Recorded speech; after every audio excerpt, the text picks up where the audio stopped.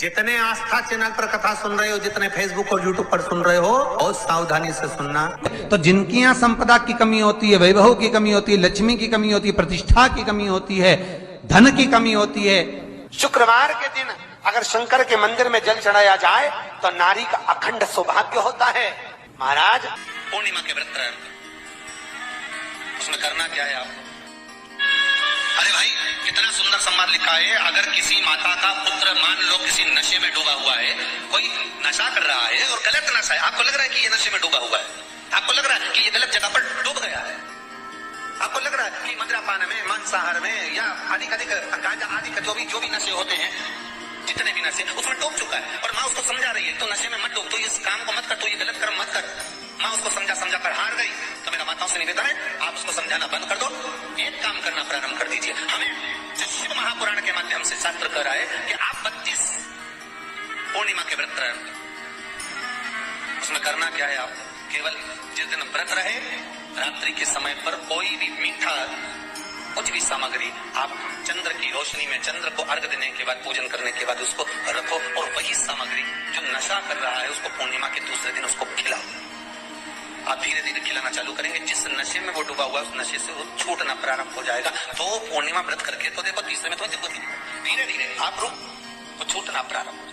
उसी तरह हमारे पूर्वज हैं, हमारे पितृ हैं, जब 16 श्राद्ध में मृत्यु लोक पर पितृलोक से आते हैं, सबसे पहले तुम्हारे ही घर पर जाते हैं, आस लगाकर, विश्वास लगाकर तुम्हारे ही दरवाजे पर जाकर कुछ मांगने का प्रयास करते, कुछ पाने का प्रयास। ये फर्ज आपका है कि आप उनको दे रहे हो ना दे रहे हो। ब्राह्मण भोज तो कराना चाहिए, गौ माता को रोटी का दान तो देना चाहिए। 3 व्रत पितरों के तुल्य हैं। पहला पीपल, दूसरा बटव्रत, तीसरा बेलपत्र का।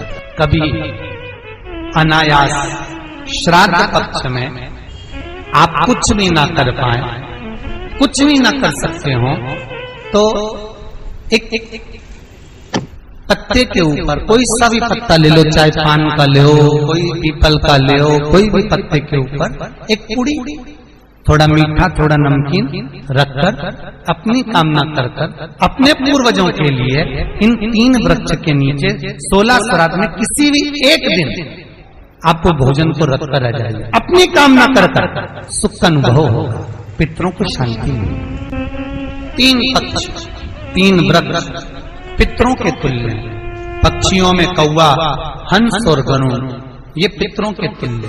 शिव महापुराण की कथा कहती है, अगर श्राद्ध पक्ष में गया नहीं जा सकते तो गाय के मुख में गयासुर ने वर दिया था कि गाय के मुख में अगर कोई गया नहीं आ पाएगा तो गयासुर 16 दिन गाय के मुख में निवास करेगा। और गाय के मुख में श्राद्ध के समय पर अगर कोई रोटी देगा, श्राद्ध के समय पर जो भाग देगा उसको गया जी में पिंड करने का पुण्य फल प्राप्त होगा। ये गयासुर का वर गौ माता के लिए था। तो गाय के मुख में 16 दिन तक गया क्षेत्र का पिंड का भाग प्राप्त होगा। जब किसी के भी घर में श्राद्ध होती है और वो चाहे घी और शक्कर का भी थोड़ा सा भाग कंडा जलाकर, गोबरी जलाकर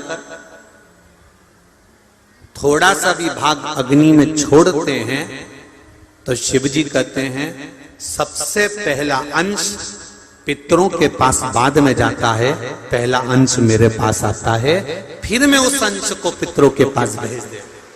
16 श्राद्ध में, श्राद्ध पक्ष में घर में अगर गंगा का जल हो, आपके घर में अगर गंगा जल रखा हो, श्राद्ध पक्ष में तुलसी के क्यारे के पास में एक छोटी सी कटोरी रखकर घर का कोई भी व्यक्ति, चाहे महिला हो, पुरुष हो, पुत्रवधू हो, बच्चे हों, कोई भी तेनी में गंगा जल लेकर अपने पूर्वजों का स्मरण कर और वो गंगा जल काशी विश्वनाथ के नाम से अपने पूर्वजों का नाम लेकर वो कटोरी में अगर 5 बार या 7 बार छोड़ देता है तो उसके पूर्वजों को पिंडदान और तर्पण की जरूरत नहीं पड़ती, उनको मोक्ष प्राप्त हो जाता है। एक कथा आती है ना, एक रहनी नाम की एक बहन थी, उसका भाई था रहू।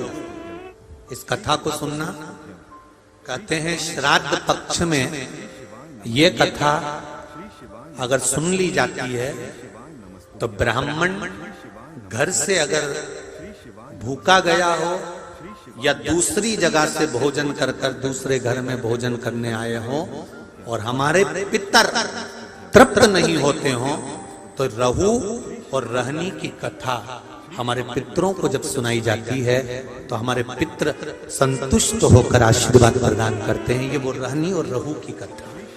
सब बोलिए एक बार जमकर, श्री शिवाय नमस्तुभ्यम।